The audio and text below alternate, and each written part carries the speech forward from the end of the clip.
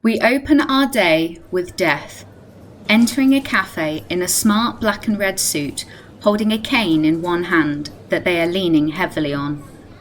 They approach the overly caffeinated barista, not noticing that another customer, holding a bright pink cappuccino, has their eyes fixated on Death's every move. Morning. Black coffee, 2 sugars, to go. Deftly, the barista makes the order and returns the cup to Death with a smile that was so fake that Death winced as they took the coffee. Turning slowly to scan the rest of the shop's occupants, Death observes for a moment, before slowly moving towards and heavily placing one hand on another customer's shoulder and moves along to sit down beside them. Nonchalant, the customer gives Death a courteous nod, not realising just what sat down beside them. Morning. Good morning. You're looking for someone? Yes, funny you should ask. I was looking for you. Oh, really? What can I do you for? Just your company. All right then, I guess.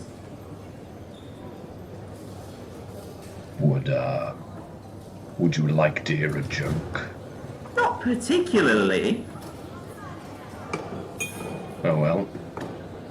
Thought I would try before your time is up.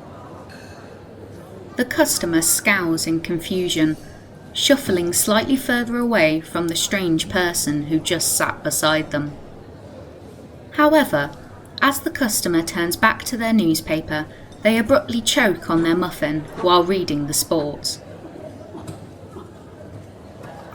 Death seems oblivious to this abrupt turn of events, while all but one of the surviving customers seem oblivious to Death's presence. Death looks down at their cane and sighs to themselves. Just another day at the office. You watch as Death checks their pocket watch, leans over and takes the newspaper and their coffee, before standing, straightening their tie and exiting calmly. Unknowingly, Death is followed out of the shop by the customer with the pink coffee, who looks around in confusion at the sudden toll of a church bell.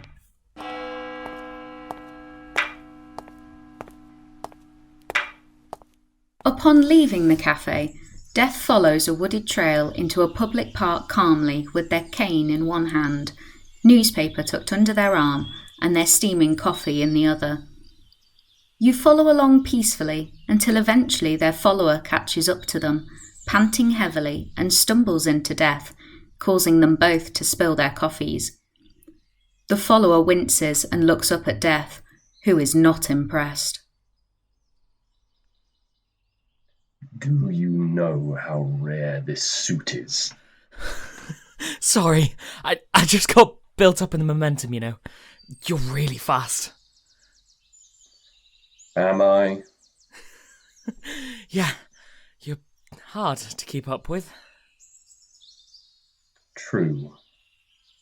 Death turns away to continue their walk, stepping over their spilled coffee carefully as not to cause any further damage to their suit.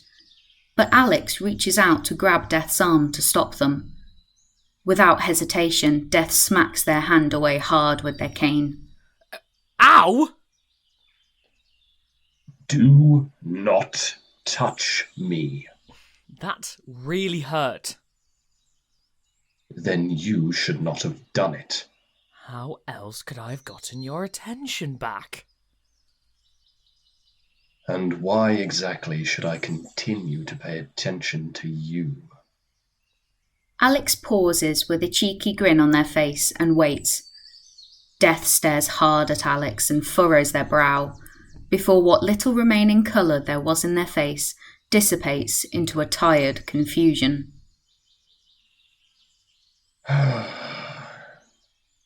You are early. No, I'm not. Don't be silly. You are precisely 10 months, 8 days, 3 minutes, and 15 seconds early. You don't say. Well, that's good to know. Who do you think you are? How can you see me? Oh, I'm Alex. And Easy, why? Do you think I'm... Oh, I'm not dead. No, apparently not. Ah, well, see you in 10 months. Don't walk away from me. Pretty, please? You are very bold to talk back to me, given that you have no idea who you're speaking to. On the contrary, I know who you are. There's no need to raise your voice. It's very rude. Death rolls their eyes and starts to walk away from Alex yet again. Much to Death's frustration, Alex darts in front of Death, blocking their path. Death scowls and tightens their grip on their cane before looking down at Alex. Don't you want to know why I can see you? Not particularly. Go home and stop pestering me. I have work to do. I saw what you did in the cafe. It was very strange. You saw what you wanted to see. Now, move out of my way. Angrily, Death pulls out their pocket watch and curses loudly. For the love of God. Death pushes Alex out of the way with their cane and storms towards the park, causing the twigs and dust to swirl around their feet as if there was a slightly cool breeze. Shivering slightly, Alex frowns and watches as Death gets further away. Give me 10 months, 8 days, 2 minutes and 35 seconds. To do what exactly? Either for me to show you who I am, or for you to work it out yourself. Unless you're too lazy. Death fiercely turns, coattails flying, and approaches Alex again. Death extends their cane and holds it to Alex's throat. Alex gulps and raises their hands, seeming to have changed their mind about how much of a threat the entity before them might be. However, they then break out into a grin, infuriating Death further. Do you think it is clever to insult me? Yes, I do. Now, is the game on or not? Stepping back slightly, Death hesitates before extending their hand. The two shake hands firmly, and Alex skips off triumphantly down the path. Death looks down at their cane and hangs their head, before raising it again to address you. Why did I take up that pathetic challenge? Such a waste of my time. But never say that death is not an entity of their word. Where the hell do I start? I can tell if people are dying, but I do not know their names or their addresses. Do I look like a supernatural phone book to you? As much as I hate to admit it, I doubt I can complete this challenge alone. Besides, I have a busy schedule nowadays. Humans always try to run away, but I always catch up with them. No matter how many surgeries or vitamins or crystals you have, I will meet you one day. No matter. I will just ask an old friend of mine to do some digging. She has eyes and ears across the world. Schools to governments to your next door neighbor. Perhaps even some of you are spies for her. Death checks their pocket watch and nods slightly. They lift their head towards you and motion for you to stay silent, before making for the park entrance quickly.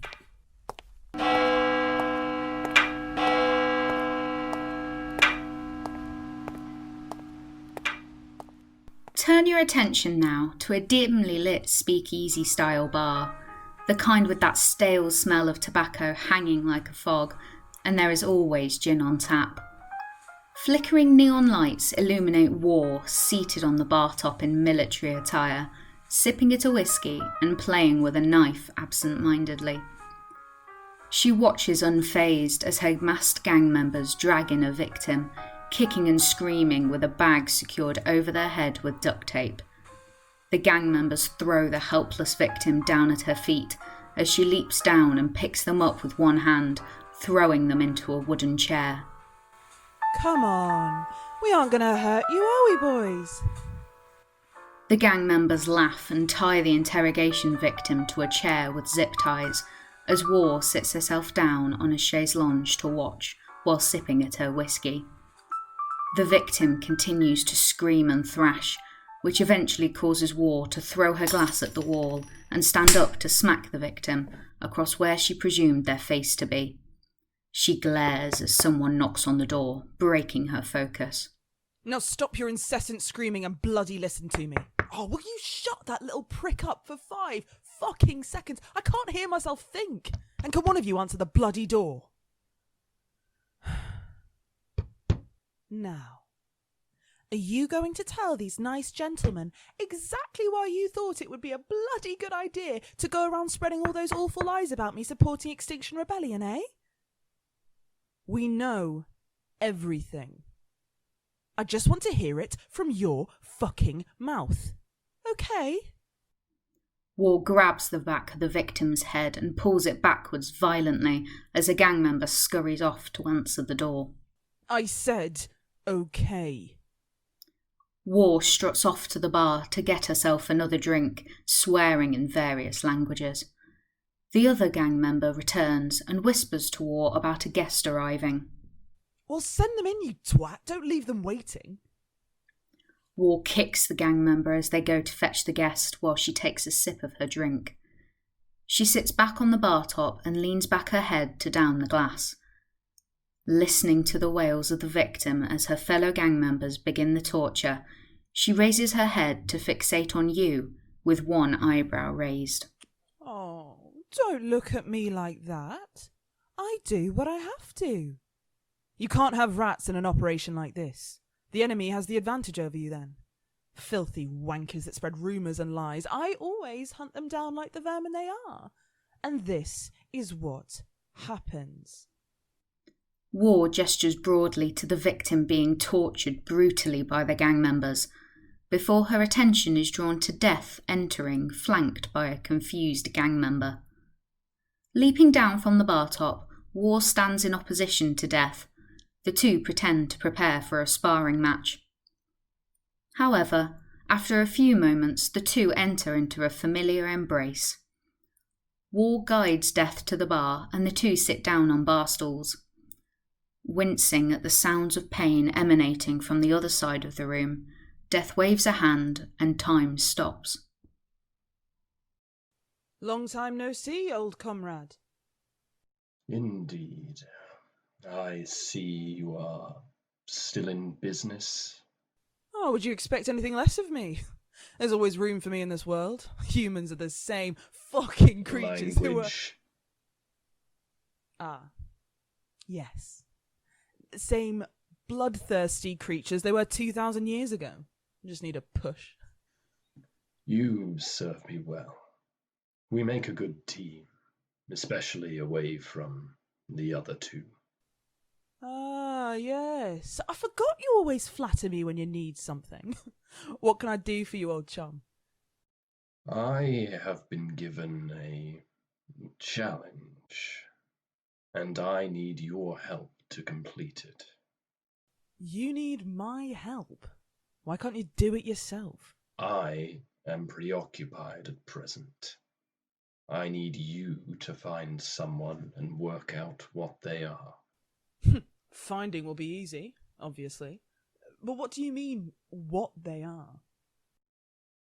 I had a strange interaction with a thing that seemed human, but was not quite. This Alex seems to think that they are someone special for some god-forsaken reason, because they could see me before their time of dying. Oh, bollocks. Hmm? So, what? Whether they can see you or not, they're still going to die someday. It is not as easy as that. No human sees you the same. You slither around different skins for your own benefit. If all humans can see me coming, that would be problematic. Good point. You look just the same to everyone. Makes you far too identifiable. Indeed. But how people greet me is always different. I can imagine perhaps some of them aren't too pleased. That is an understatement. Back to the point now, please. You're right.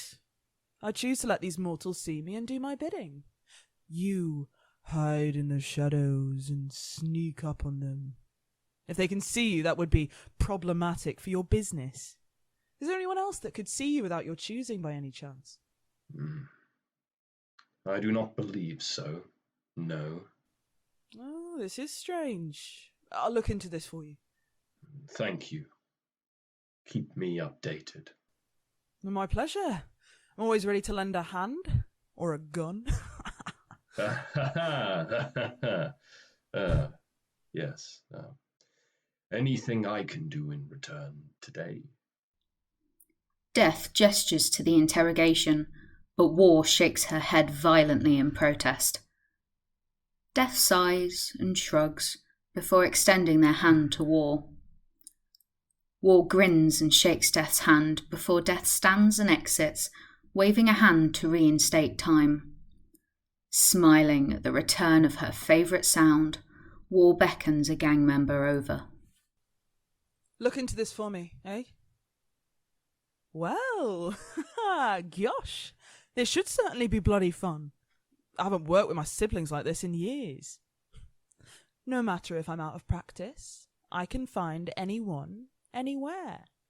Don't think for one moment you bellends can escape. All I do is push humans in the right direction. Sometimes with words, others with my fist.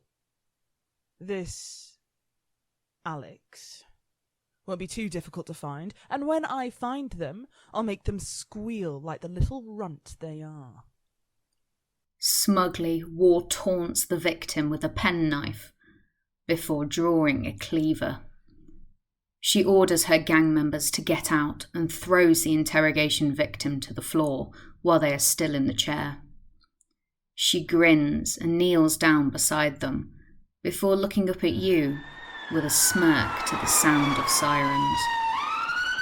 Just got one more thing to deal with first.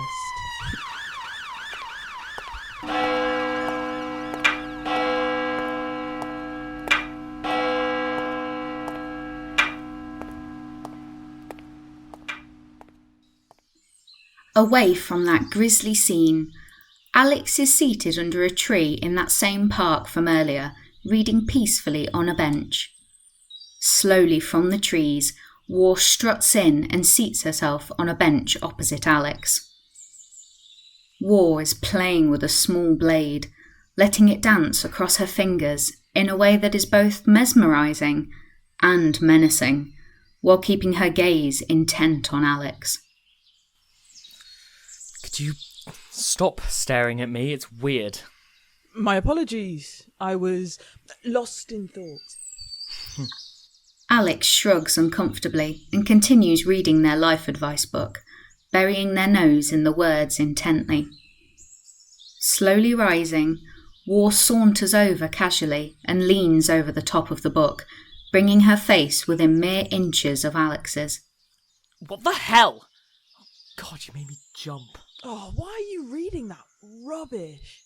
It's none of your business. Leave me alone. Oh, come now. You know that peace and love shit is bloody preposterous, right? Actually, it's been shown that mindfulness and mindfulness, self-love can... mindfulness. It's just hogwash, they say, to sell copies and attract hipsters. Oh, really? Yeah, really. Whatever. Just leave me alone, you weirdo. I've had enough of your lip. Abruptly, War snatches the book, much to Alex's protest, and promptly knocks them out flat. War lifts Alex over her shoulder expertly with one arm, flicking through the book curiously with the other. Shift your attention back to the smoke-filled bar we just left. Ward dumps Alex on the chair that has clearly been taped back together after the interrogation earlier. Alex's hands and feet are bound with duct tape, and War is pacing while flicking through Alex's self-help book in absolute disgust. Some of the stuff these creatures come up with. Oh, you're awake, are you? Oh, did you just kidnap me from a park? Yeah, it wasn't that difficult to find you. And do you know how stupid that was? There would be witnesses. Abruptly, War's head snaps up and glares at Alex before she panics, holding up her hand to silence Alex. She drops her book and turns back to you as Alex freezes momentarily. For once, this mighty creature actually seemed scared. Now this is worrying. They still recognise me. I presented myself differently at the park. The fact they can see death is concerning enough for all of us, but being able to see through my disguise is another matter entirely. There's a reason I never get caught, and why there have been so many brutal kingpins across the centuries. I shift my form, you see. I am seen however I want to be seen by these damned mortals, yourself included. Al Capone, that was me. Vlad the Impaler, Attila the Hun, Genghis Khan. All those silly European chaps were all me at some point. By the by, this is how I'm choosing to let you see me, and everyone will see something different. Except my siblings. This thing is not one of my siblings. War lowers her hand and turns her steely gaze away from you again, shifting her anger back to Alex. Shaking their head in disbelief, Alex unfreezes and appears stunned at War's idiocy. You'll get caught. I mean, Highly unlikely. And why's that? None of your business. What do you want? This chair is rather uncomfortable. Oh, good. I'm glad. You'll find out what I want from you. Soon enough. So, are you going to answer me or not? What does life Hold mean? your tongue before I cut it out. Oh, you already tried that. Then I will rip out your vocal cords. Oh, so forgetful. That was attempt 76, silly. Oh, why doesn't a damn thing work on you? You clearly don't know what you're doing, so I'll be off. Nice try, though. Alex stands and shrugs off their binds as if they had never held them at all, and walks away confidently. War falls to her knees, screaming in frustration. How on earth did they get away?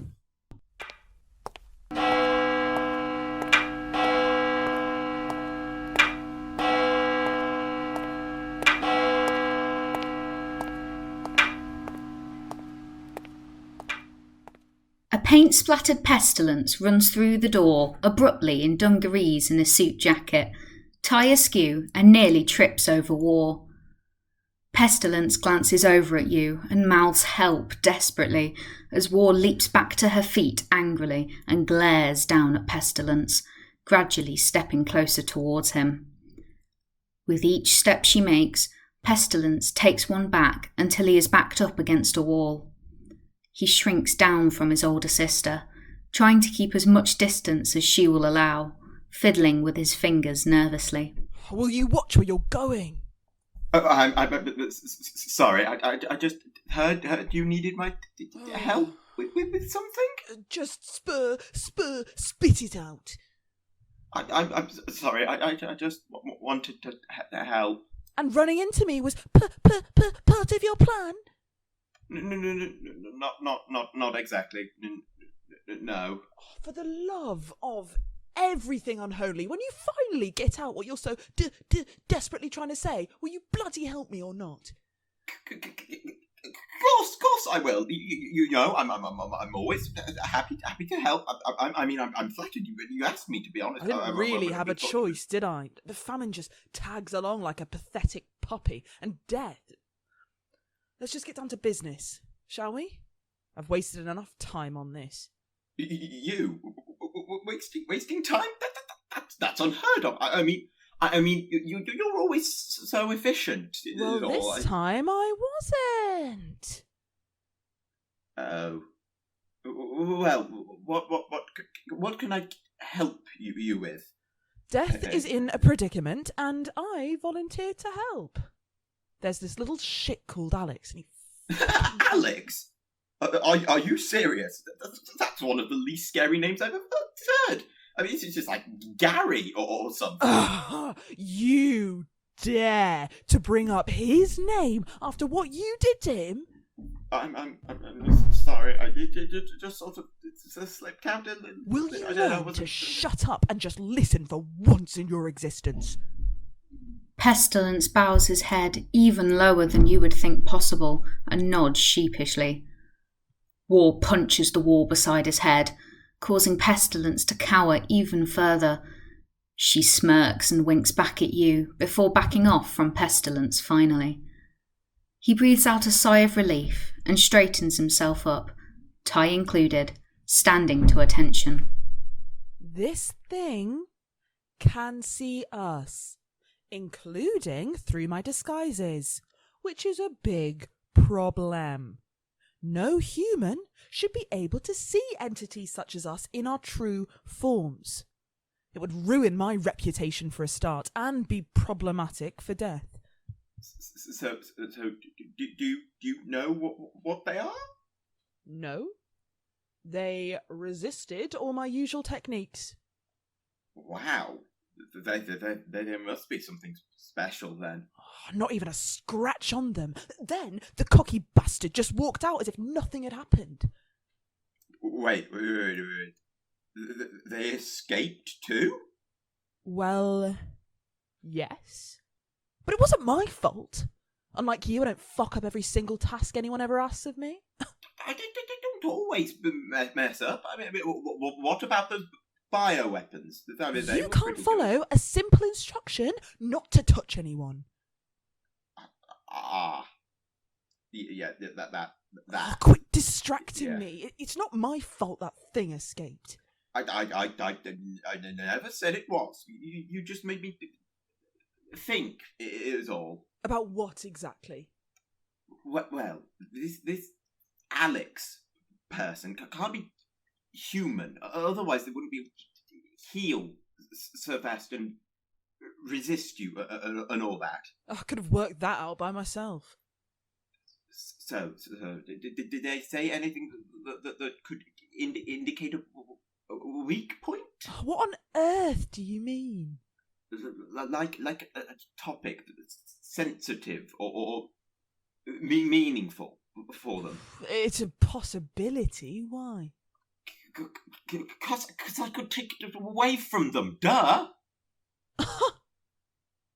You want to try that again with a little less attitude? Okay. Go on then. What? Cat got your tongue? I can destroy the thing that they find meaningful. I mean, I corrupt things pretty well these days. Oh, of course. I always forget you can do that, old chap. Your thing was always disease and infestation and such. Yes. And I've gotten into code more recently. Oh, don't start with all that modern technology shite. Stick to what you're good at. Okay.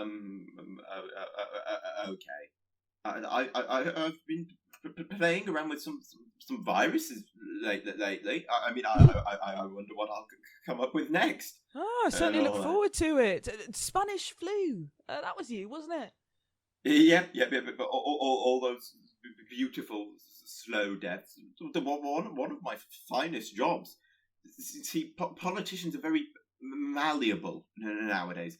So I've been trying to get them to enjoy carbon emissions as much as me lately. Oh, that was you. Oh, you're certainly making good use of the internet then. Oh, yes. Silly humans. Oh, they created the perfect platform to spread poison. But you are too. Don't discredit yourself. I mean, all these World War III scares. Yeah, I don't have the bloody patience though. Technology is so confusing, and humans are so fucking argumentative. All the bullying and what do you call it? Cancel culture. Got to give you credit for that one. Even if Famine wants to think she invented it. It's great, isn't it? They're doing it all themselves, aren't they? I mean, we just give them a little push in the wrong direction. Great minds think alike, eh? Now, back to this Alex business. Yes. What did they say to you? They kept going on and on about the value of life and all the meaning and potential it can hold. So they value life and purpose. You could say that, I suppose. I have an idea. Best of luck to you, and keep me updated. We can't let this creature roam freely. God knows what fucking chaos they could cause. Of course, we can't be too careful. War extends her hand out as though she is going to hit Pestilence again, but instead just shakes his hand. He tentatively shakes it back and flinches as she jolts towards him, causing War to erupt in laughter. Pestilence awkwardly chuckles along before turning to make for the door as fast as possible. And Pestilence. Yes. Try not to kill them by accident. We still need answers. I don't know what you're talking about. Just don't touch them. Remember? You do some scary shit to people that aren't like us. Oh. Yes. But that. Remember what happened the last time I asked for your help? All too well, but it wasn't that bad in the end, right? You gave 6 of my best workers syphilis, including Gary, who you so kindly decided to mention earlier, you twat. I forgot about that part. What was the bit you remembered? Never mind. I won't mess this one up. I promise. Good. War nods to Pestilence, and he nods back, smiling awkwardly. The two stand staring at each other uncomfortably until War shoos Pestilence, who scurries off as she chases him out the door. He stumbles out of the bar and onto the street, where he looks even more out of place than he did inside. Diving into an alley, Pestilence finds a patch of mould and places his hand into it carefully, slipping into and merging with the gunk until he is out of sight. He sprouts back up on a far more reputable side of town before composing himself, turning to meet your eyes, and does a fist pump. Yes! Now, I'm not as popular as my siblings, but that's just because they're just jealous of what I'm capable of now. Look at all I have achieved so far. You humans are always scurrying around on your little legs, trying to outwit me with your modern medicine and your vaccines. Well, joke's on you. I provide both the cause and the cure. Just look at penicillin. I have the ability to work with both hands, causing new bacteria to grow and form colonies while simultaneously wiping out thousands and thousands of humans. All from just a hug. Now, occasionally, I do make a few mistakes. No, not mistakes. Missteps. And I am getting off topic again. Right, I need to sort this for war. Do something right. I mean, she didn't mind my last lot of pandemics, though. I mean, 1720, plague, 1820, cholera, 1920, Spanish flu. I mean, you really should have seen this coming. I've caused nearly 20 epidemics over the last decade, too. One for each year. Swine flu, yellow fever, measles, Ebola, Zika, and so many more. And I am getting distracted. And I'm the most enduring of any of my siblings. Every virus and bacteria and fungi that goes through a random mutation, making each batch more deadly than the last. I'll be here keeping you all ill for a very, very long time. And all you need to do is accidentally brush past me in the street and boom! No. Focus, Pestilence. You have a job to do. Watch out, siblings. This Alex person doesn't stand a chance against me.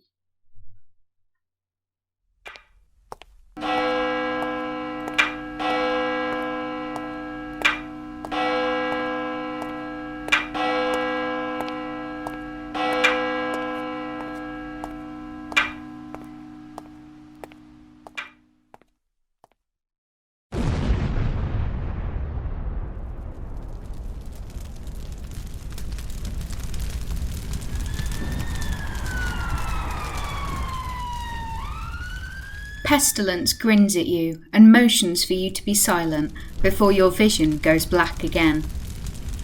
You lose your balance and end up on the floor, deafened. As your senses slowly return, you see Alex stumble along the road a few meters away from you, dirtied and clutching a child's doll. Smoke fills the air. You can feel every spark sting your throat. A rat scrambles over your feet, causing you to try and scramble back up again. Alex extends a hand and helps you to your feet. How could something like this happen? All the death and destruction. So unnecessary. Fires all across the national parks. Craters along the high street swallowing cars whole. Why is this happening? It's so unfair. Alex collapses again, dropping your hand, slipping into uncontrollable sobs, until a shy Pestilence approaches them from the smoky haze. Pestilence kneels beside them and hesitantly lays a consoling hand on their shoulder. Alex pushes themselves away from Pestilence in shock and scrambles away from him across the tarmac. Who are you? God, don't touch me! I'm a friend. Don't worry. Are you all right? Does anything about this look right to you? Buildings have collapsed, burying hundreds, and feral animals are spreading disease. I mean... Well, you can always find beauty in tragedy. How can I find any beauty in so much loss of innocent life.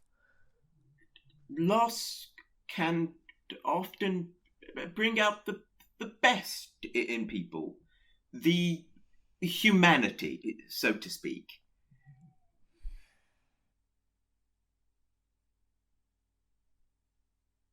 See? Just a little shift in perspective, and the world isn't so bad.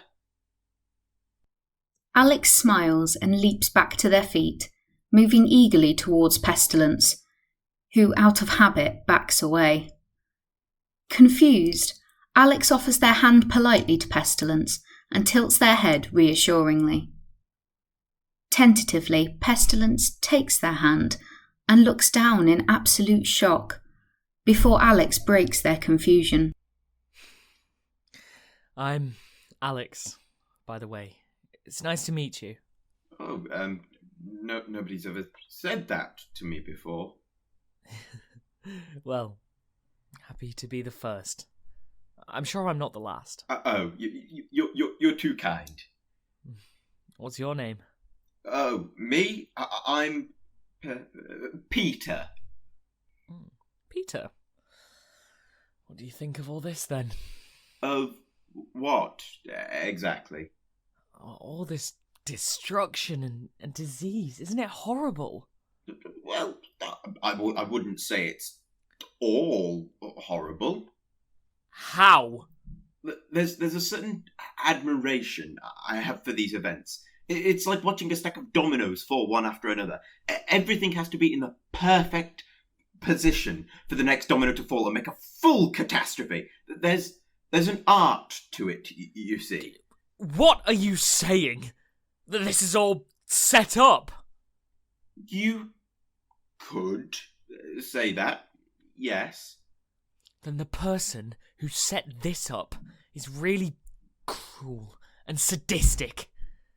Anyone who profits or relishes in this level of cruelty needs to take a long, hard look at themselves in the mirror.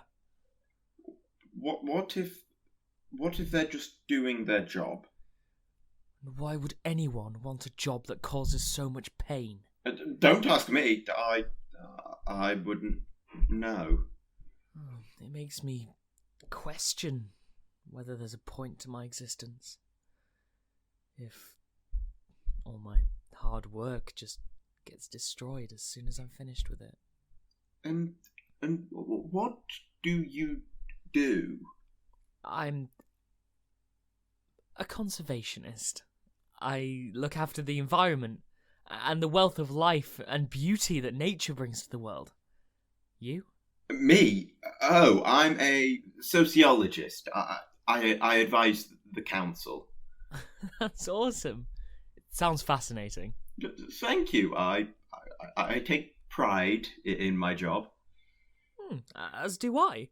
Which is why I don't appreciate my work being undone in such a rude way. You seem like you need some help getting your feet back after all this horror. Am I right? It certainly has been a shock to the system. I have a friend I want you to meet. Pestilence puts his arm round Alex's shoulder gently and guides them away into the haze, glancing back at you with a worried look on his face, before returning his attention back to consoling Alex.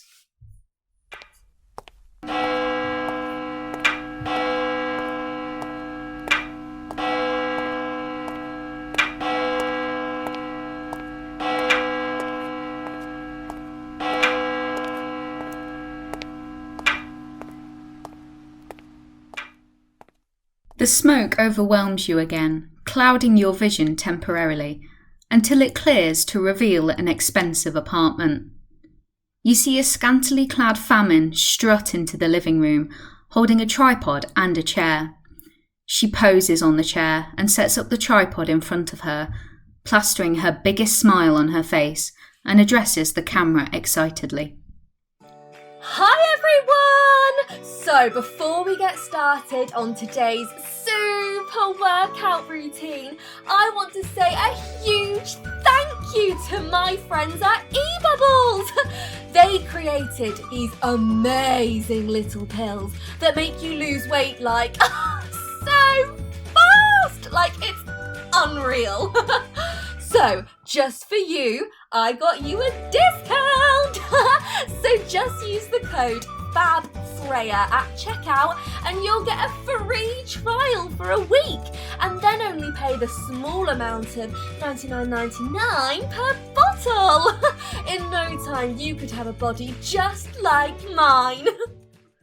As Pestilence lets himself into the apartment quietly behind her, Famine stands seductively to show off her physique to the camera.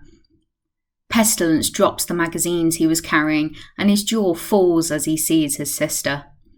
Famine spins round at the sound and squeals in shock. Pestilence clasps his hands to his eyes as she throws a pillow at him. He yelps and peeks through his fingers as she angrily shoves a dressing gown on.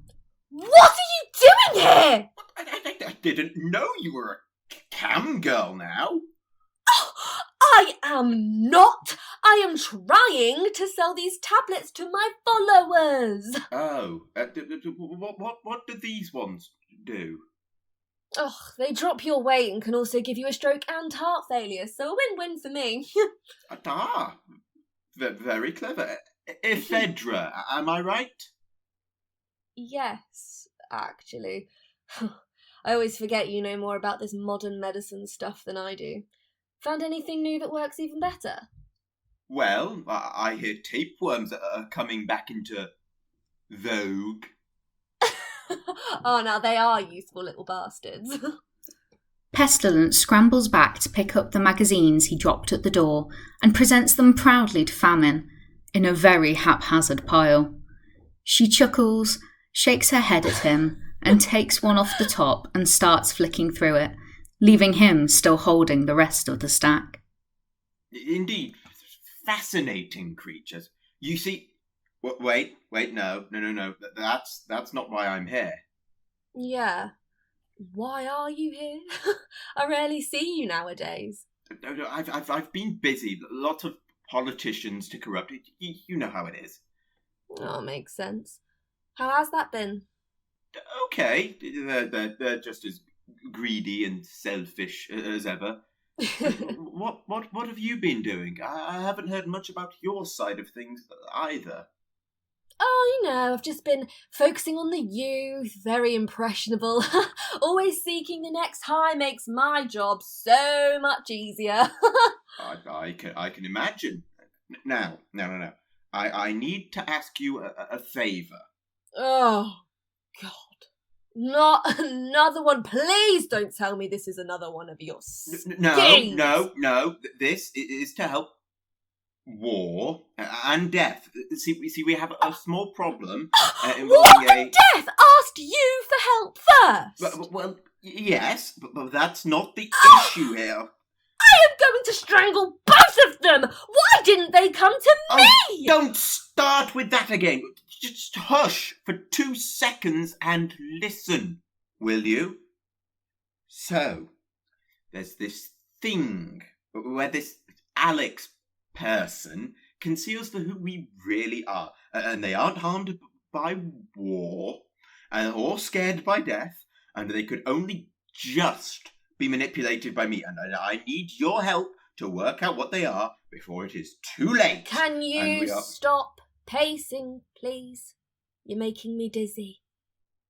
Oh, sorry, but it is a big issue that needs to be sorted, and war is really worried, and I don't know how much longer I can keep this up because they can't get ill.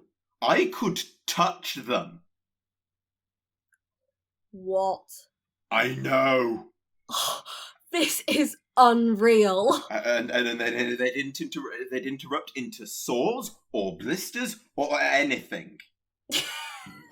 Are you sure you didn't give them herpes or something? That doesn't happen as much anymore. It's normally much worse than something that small. I was joking. Silly. Oh. Well, I can see why we're all so concerned about this, but what do you want me to do? Well, you see, I caused this big natural disaster. Just to Oh, sort of that was you! Nice work. My follower count skyrocketed. The worse real life gets, the more people want to look at social media, helps them ignore reality. Thank you. I was quite proud of myself, actually. Ugh. But that's not the point. Alex told me they're a conservationist, and says they have this weird fixation on the meaning of life. And? Well, but I thought you could, sort of. Pestilence gestures up and down at Famine, with one arm still struggling to balance all the magazines. As she looks at him in disgust, he drops the rest of the magazines by accident. Pestilence stands sheepishly and winces, bracing for impact, as Famine is now glaring at him intensely. No, I don't know. What do you want me to do exactly? Well, use all of your wealth and fame and fitness stuff and... Wait, what do you actually do again? Oh, I am an influencer! Duh! How many times do I have to explain this? Whatever. Just get them to admire you and spill so we can deal with this. Now you're talking sense. Thank you. Now I should go and get them to... No! What am I going to get out of all of this? What do you mean? I don't get this invested in something unless there's something in it for me. You should know this, silly. Well, how about not having our influence on the world go up shit creek? Explain. Well, if Alex can recognize us as bad influences and tells all the humans, then we won't have any work to do anymore. It'll all get taken away. Not my babies! Famine scrambles round, grabbing her phone, camera, diet pills, and collapses into scrabbling for her magazines at a very confused Pestilence's feet. There. Don't touch me! I'm fine. Great. So, are you going to meet this Alex now? Ugh. Fine. I guess. Thank you.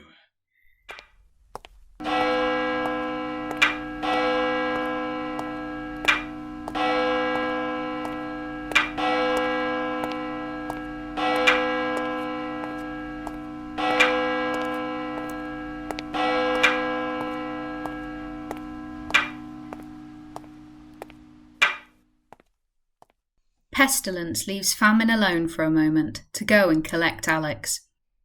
As soon as he leaves, she runs around, tidying both the room and herself up before spinning round to look at you again.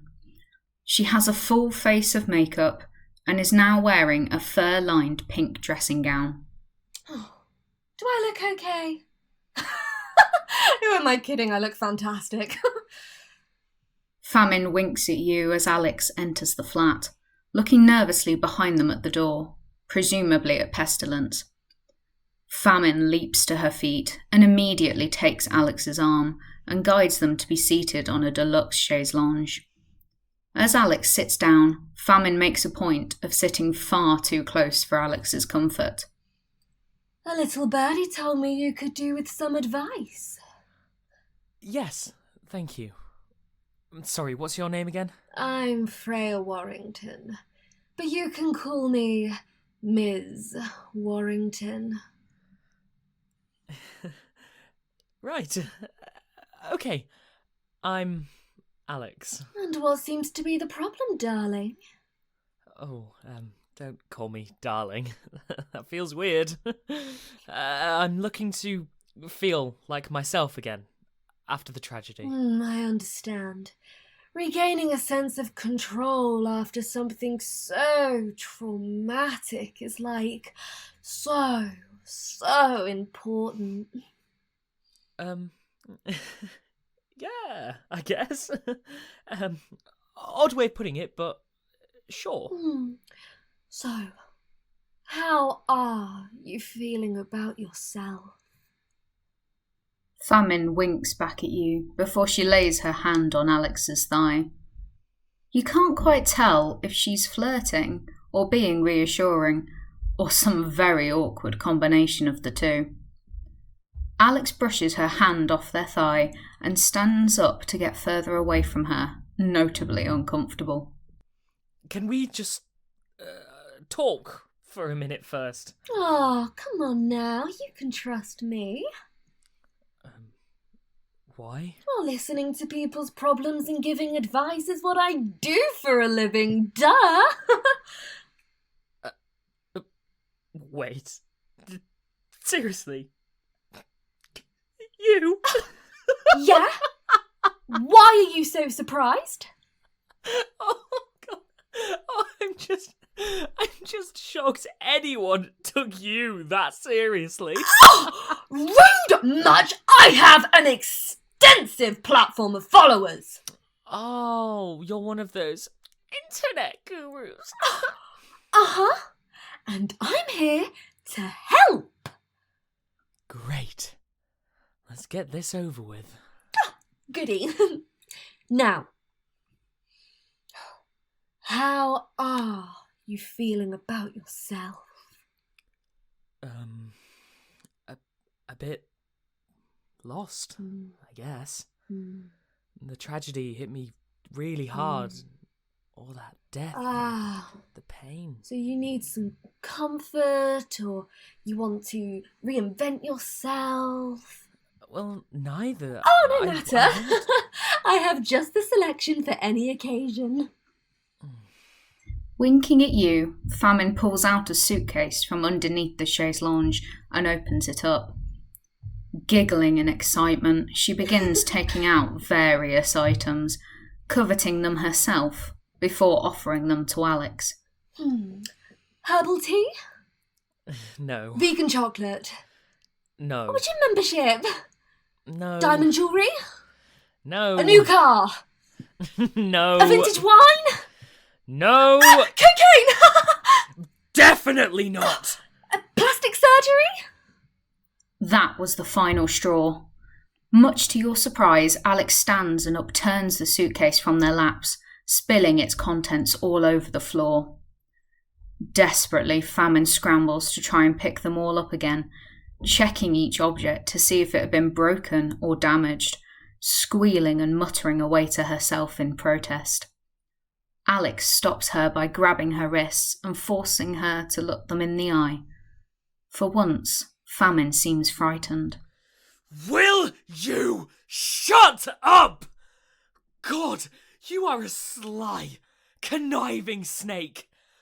I pity the people that take your narcissistic advice. If I could, I would keep you as far away from kids as possible. You are a terrible influence. How can you be so shallow? You're a sick, fake, sadistic waste of space who needs to seriously consider her own life choices instead of advising everyone else on theirs. Grow up! Alex throws Famine's arms back to her and angrily storms off stage, and leaves Famine stunned on the floor, surrounded by all her treasures. Famine watches Alex leave mournfully, but as soon as she was sure they were gone, she turns back to you while on her knees, holding her bottle of vintage wine. Her expression changes as her eyes meet yours, to one of pure elation.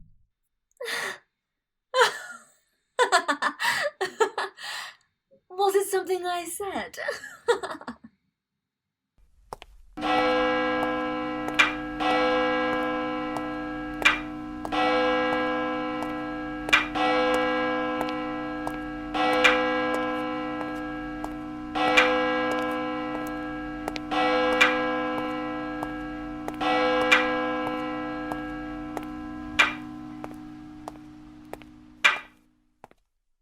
Famine disappears from your sight in a mess of giggles and pink smoke, clouding your vision with a sickly vanilla scent. When the smell finally dissipates, you're back in the park that this all started in, and you catch sight of Alex, lying on the grass, under a tree, staring up and crying to themselves quietly.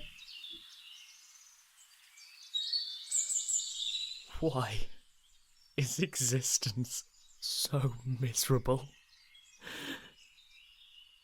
You try and you try, and nothing ever seems to work, or even stay fair for long. It's so frustrating. There is so much pain and fear in the world. Corrupted governments who say they have your best interests at heart. Manipulative role models who are trying to make everyone the same. Disasters bringing out the worst in people.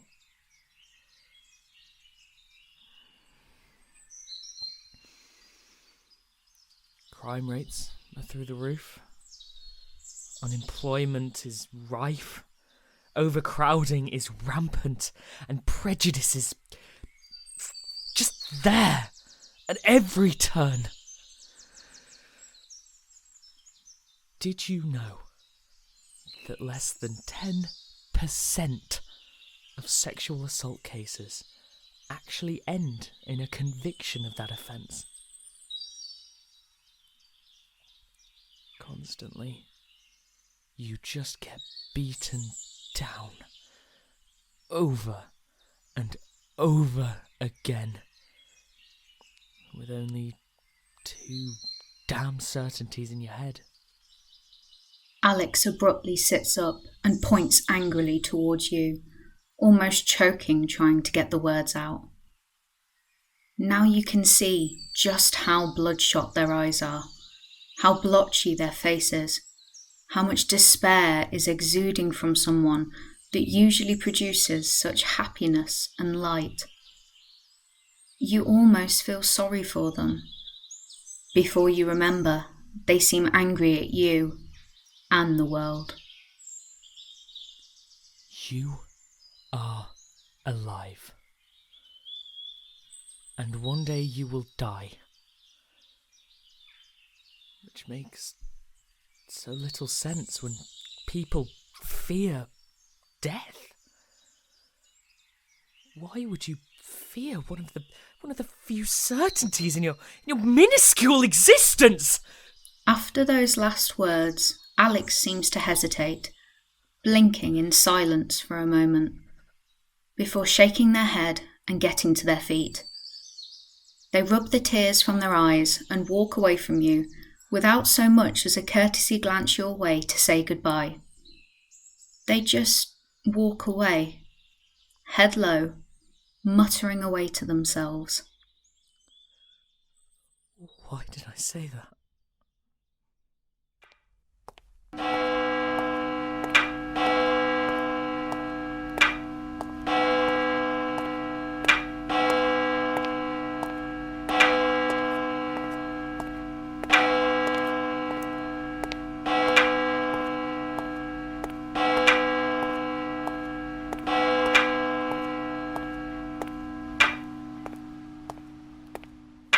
Alex walks off into the trees surrounding the park, shortly missing the 4 horsemen walking along the path, arguing with one another.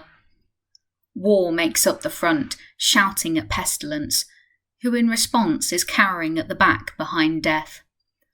Famine is desperately trying to keep up with War, agreeing with her every word and throwing insults back at Pestilence. If Pestilence could have just done the one thing I asked him to, we wouldn't be in this mess. Well, it wasn't my job. I agree. I mean, if you'd have just come to me first, War, then I would have been able to do work and my magic faster. What magic? What can you actually do, aside from opening your legs? Do not even think about it, War. Whatever. Can we just get this over with and work out how we're going to punish this little brat? Well, I thought we need information. Okay. Alex was so rude to me. They need to be taught a lesson. I wasn't talking to you, Famine. Hey! Look, can we just talk about this? I definitely wasn't talking to you, Pestilence. Sit down, all of you, and be quiet. Grumpily, Famine sits down cross-legged and pokes her tongue out at War, who glares back and sits down to the left of Famine. Pestilence goes to sit down by War, but quickly backs off and sits on the other side of Famine, twiddling his fingers anxiously. Death stands in front of the three of them and sighs heavily. Oh. Thank you. Can we all review, one at a time, what we actually know? Of course. So I think that Alex... In order, please, Famine. Alex can see me when I am meant to be invisible to all but the three of you seated here and the dying. Alex is immune to torture and heals as fast as we do. I pulled out all my best devices on that little bugger. Not a squeak left their lips. Alex has a deep value for life and nature. They preserve what is natural, and they don't like it being corrupted by poison. Alex thinks I'm a vain snake. Tell me something we do not already know.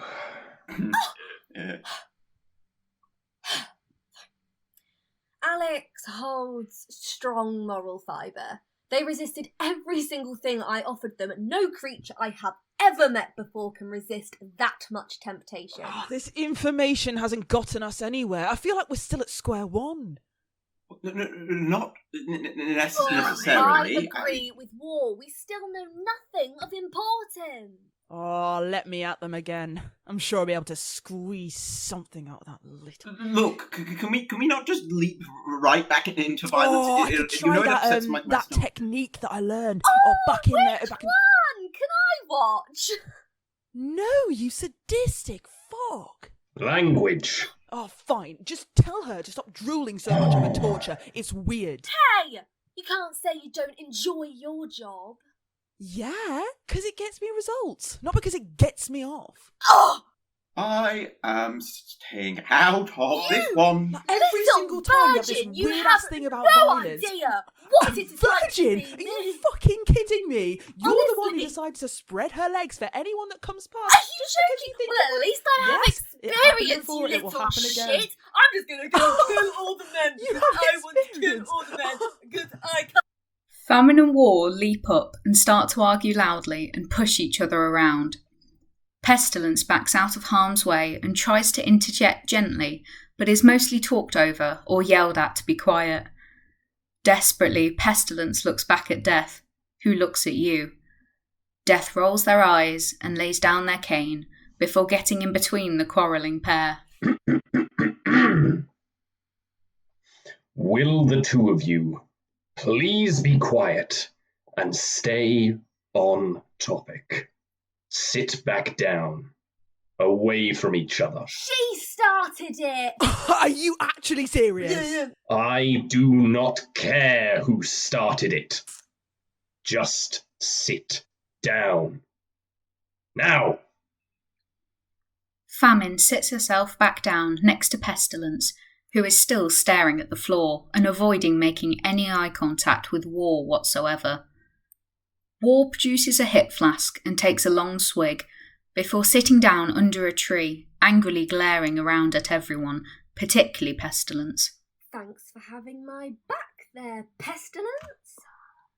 I did not want to get involved with. Are you two chums now or something? Oh, of course No, not. not at all.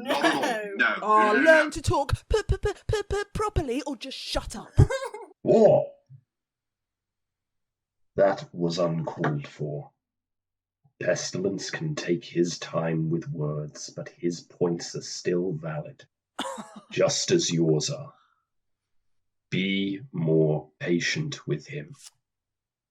Now, Pestilence, what were you trying to say earlier? Well, I think Alex is like us. What on earth do you mean, like us? There's only 4 of us, idiot. I can see why you would think that, but there's no proof. It's the only logical answer. What? This Alex must be another entity of some kind. Oh. I did not consider that, but what are they? Well, we've only seen how Alex interacts with us. Yeah. So So what? Let us see how Alex interacts with a human. It may give us more insight. I believe is what Pestilence was trying to get at. Yes. Raising his head slightly, Pestilence nods at Death gratefully. Death walks over to the nearest bench and sits calmly in the centre, with Pestilence scurrying after, trying to keep as much distance from War as possible. Famine decides to chase Pestilence, causing him to yelp and hide behind the bench until Famine sat down on the left of Death, giggling to herself. War rolls her eyes and mutters to herself angrily before joining the other 3, seating herself on the right of Death. Pestilence eventually creeps out from the bench and seats himself on the patch of grass by Famine and lights a cigarette.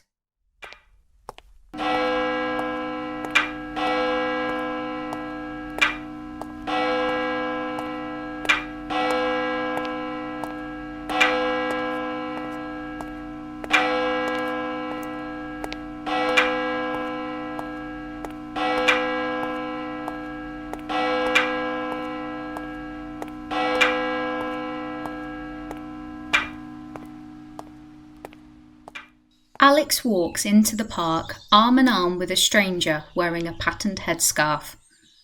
You can't quite tell how much the linking of arms is to aid the stranger or something the old friends do on a regular basis. Alex is holding a picnic basket laden with delicious food. Your mouth waters at the sight of it all, but your attention is drawn back when you hear their conversation blossoming. How are you? Not great. I don't really know how to feel about it all. That's understandable. It's like I was climbing a mountain. I could see my path in life and was moving towards it. I got hit by an avalanche. Look, it's an overwhelming situation. You have no idea. I have some. I've been there before. Not the same position exactly, but I know how it feels. Alex stops by the tree and takes a soft blanket out of their basket, laying it carefully on the ground before helping their friend to be seated. Their friend smiles and closes their eyes, allowing the breeze to wash over them, before Alex hands them a flask of warm tea. The stranger smiles weakly and takes the tea, before gesturing lightly to their headscarf. That explains why you weren't so scared off when I showed up in this, huh? Yeah. What am I doing, Alex? I thought my life was going to be around having a family and working on my writing. It was just going to be hospital appointments and feeling crap. Not necessarily. Look, you don't need to give up just yet. What do you mean? You can still have a family and continue your writing. True. Perhaps just for not as long as you thought. I still have Robin. It certainly was a beautiful wedding.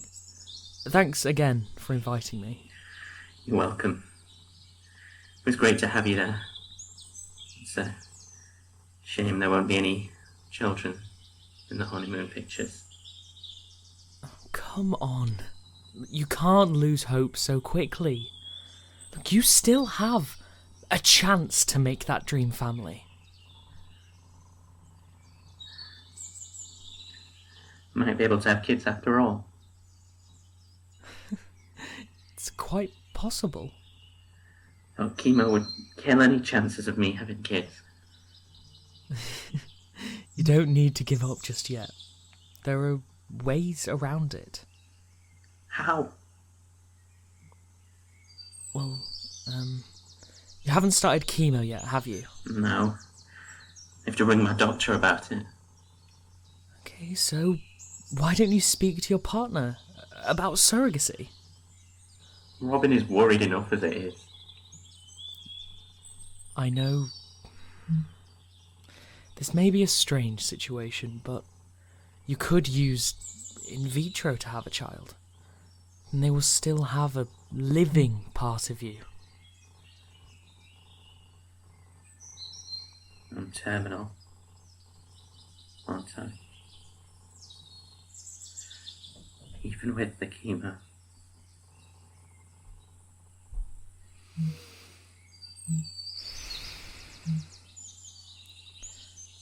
Yes. But that doesn't mean the memory of you will die. A part of you will live on. Through Robin. Maybe a child. And maybe a little mini you. I always wanted a family. But never more than 2 kids. I don't think I could handle more than that. Children, they can be a handful. But it's because they're so full of life. Do you really think this would be a good idea? The kid wouldn't remind Robin too much of me. That would be something you would discuss with them. But I think they would be grateful to have a part of you with them, even after you're gone. Thank you. Really appreciate you listening to me like this. It's not a problem at all.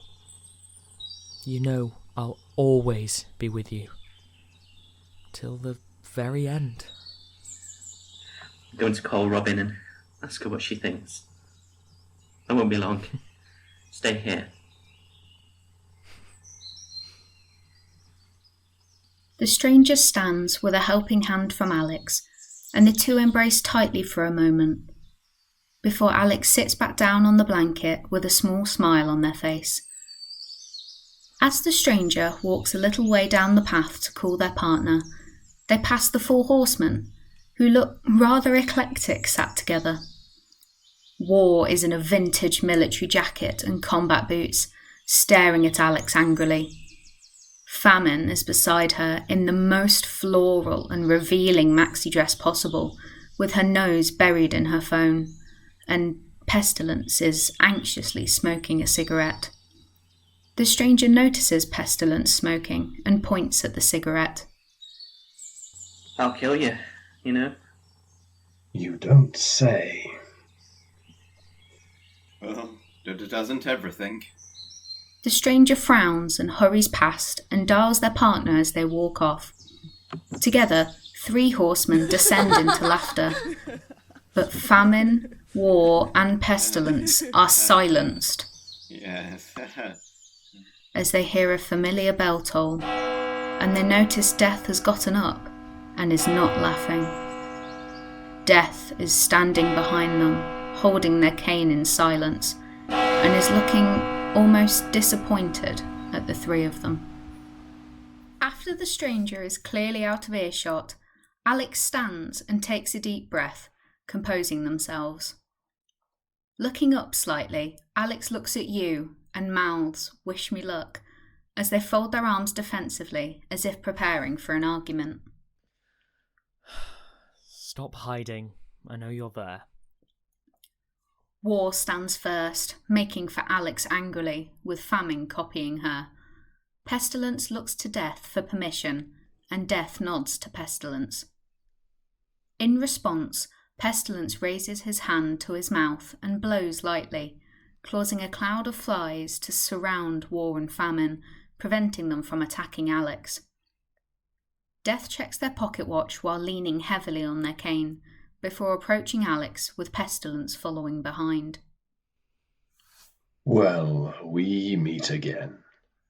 10 months, 4 days, 16 minutes and 37 seconds in advance of your deadline. Pestilence, can you release our siblings? That buzzing is starting to get irritating. Sorry.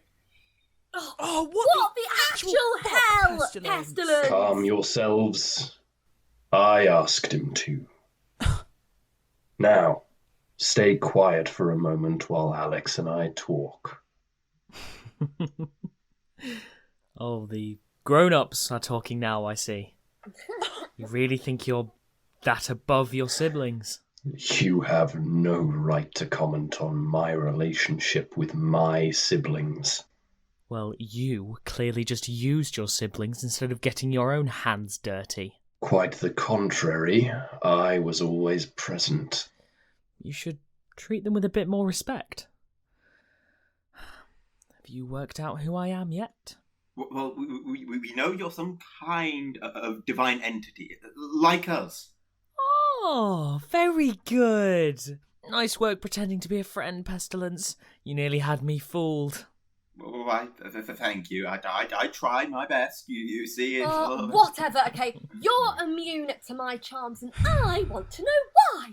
Famine, I could see through you too easily. I mean, it wasn't hard. Rude! How dare you! Just shut up, Famine! Alex, have you bloody known who each of us are since the beginning? Language. No. Some took longer, in fairness. I mean... Okay, I'm fed up of this polite talk. Tell me what the hell is going on? Rolling their eyes impatiently, Alex waves a hand, and Pestilence, Famine, and War abruptly are thrown to the ground and cannot get up. The trio look up to you and seem to be trying to talk, but no sound is coming out at all. War seems to be screaming profanities in several languages you recognise, and some you haven't even heard of. Famine seems to be having some form of temper tantrum, and Pestilence is just watching the interaction between Death and Alex with a mixture of intrigue and fear. Oh, I should have known you would have little tolerance for my siblings. No. Some are quite entertaining. Others need to learn to shut up. Could not agree more. So, what am I? I am tired of this. Who are you and what is your issue with me? My issue with you is how you treat the living. I beg your pardon. You treat living creatures as if they are numbers on a sheet? You couldn't care less about them if you tried. Why can you not see the complexity of living? Every living, breathing thing is a product of a random mutation, making every single one unique. How can you just sit there and punch the numbers and pay no attention to the value of life? Why should I? Have you never wondered why there are so many religions and beliefs created? They are trying to find an understanding. Just something so fundamental, yet so unexplainable. Science or religion, they both search and hunger for the knowledge. And you think I should also? Yes. No. Why not? There is no purpose in it. How can you say that? Every life is fascinating. Nobody shares the same experience. Good or bad, they learn from it. They learn from the failures of their ancestors and they work towards a better world. Whatever that means to them. How can you not find a point in taking even a small piece of interest in such amazing creations? If I give you my answer, will you please tell me who you are? Yes. Anything, please. I do not see the point in getting attached to the living when my role is to guide them out of their service. You kill them? No, they would have died anyway. But I provide order and regulation to death. So, that's it. You just regulate who dies to keep up some messed up balance? Yes. How can you be so cold? The years have not been kind. I doubt there are words in this tongue that could make you understand. Now, answer me. You still haven't worked it out. Let us end this pathetic game. I know you are as strong as I am, stronger than my siblings by far. Who are you? Oh, you're joking, right? Even this lot have been able to work it out, and they've only been here for an hour. I do not follow. What is your point? I am your antithesis. Your opposite, your yin to your yang, black to your white. Enough with this new age psychobabble. Answer me. I'm life! Death steps back as Alex produces a flower growing from the palm of their hand. Death plucks it with a heavy sigh and watches it wilt in their hand. A flicker of disappointment flits across Death's face before it returns to neutral and they discard the flower at their feet.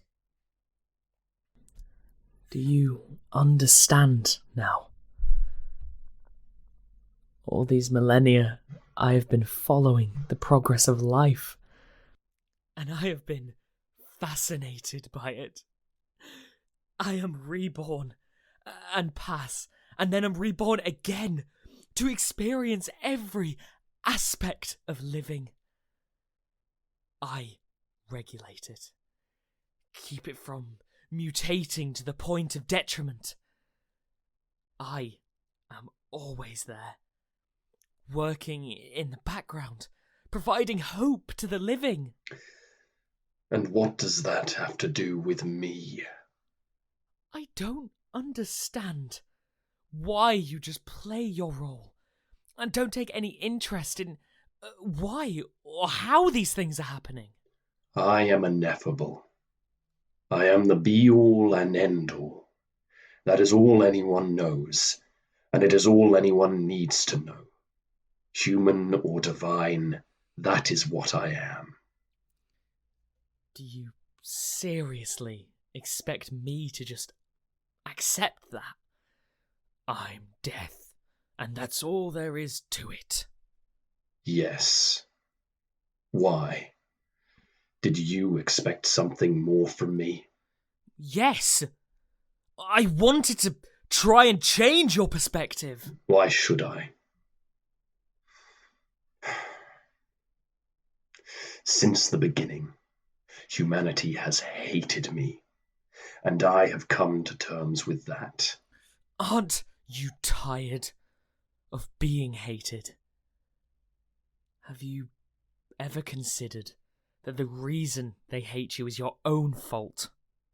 I am not tired of being hated. I am tired of the responsibility. And no, it is not my fault. Do not shift your blame onto me. Excuse me? You give hope and promise and new experiences and are something to be desired. I am a painful truth that humans are foolishly trying to gain control over.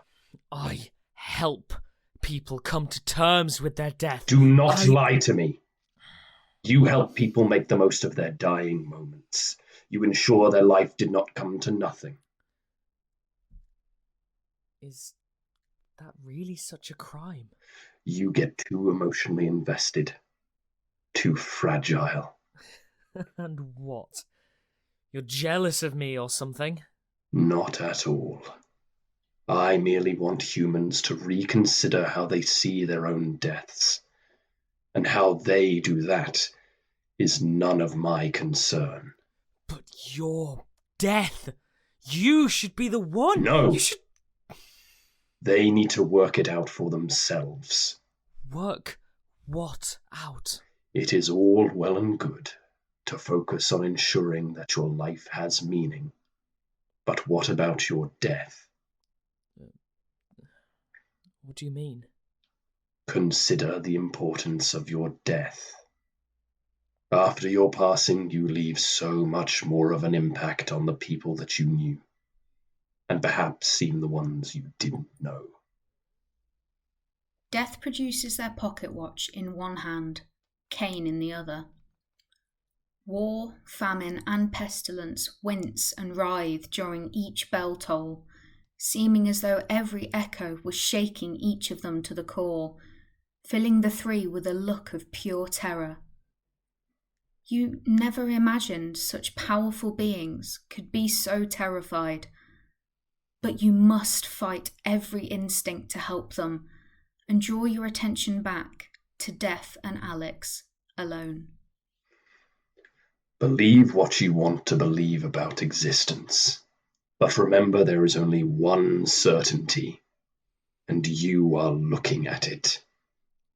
Am I not a certainty? Of course not. Your influence on this world is so fragile and temporary. Hence why you have to regenerate a new form every so many years. Aha! But yet, without me, you would not exist. I am not saying we are enemies, but we are far from friends. Why not friends? Because you will always resent my existence alongside you. But that doesn't mean we can't both be a positive influence. What on earth are you talking about? We can work together to make humans better creatures. And why would I do that? Look, I know you want them to work things out for themselves. But the least you can do is give them some kind of clue, a sense. The divine should not meddle with the mortal, especially not entities such as ourselves. And why not? Humans should not have to attempt to comprehend what has taken us millennia to even grasp the concept of. It would drive them insane. It would be cruel. I'm not saying let's reveal all the inner workings of the universe. Just a little something to help them cope with existence better. Surely that is your job, not mine. Can you at least just try? Look, it's not hard. I'll show you. Alex breaks away from Death and approaches you directly. They offer their hand, and you take it. As soon as you do, you are overwhelmed with a sense of peace and contentment. When you are able, you look Alex in the eye and feel completely at ease in their presence. Let any worries or concerns fall away from you. The rest of the world does not exist in this moment. Take care of your life. It's so precious and valuable. Make it mean something, even if it's just to the people around you. Even the smallest stone can make ripples in the pond. Honour yourself and cherish your time on Earth. Reach out to those who love you and, above all, know that I will always be here to hold your hand through anything. Right up until your passing. As Alex releases your hand again, it takes you a moment to fully process what you just experienced. Slowly, you are able to draw your focus back to Alex and Death, who are once again standing opposite each other, with Alex looking even more defiant and Death looking even more tired, which by this point you did not think was possible. It's not that hard to be nice to humans. You try. No. Why? People typically are not happy to see me. Just try and say something useful. Please? Look, they're waiting. Fine. But if this goes wrong, I will not be held accountable. Leaning heavily on their cane, Death turns to you and makes firm eye contact. You see into the depths of their eyes, and somehow you start to hear their voice. Death's lips are not moving an inch, but they do not break their gaze on you. Let them in. Listen to what they have to say. It will be all right. Let them in.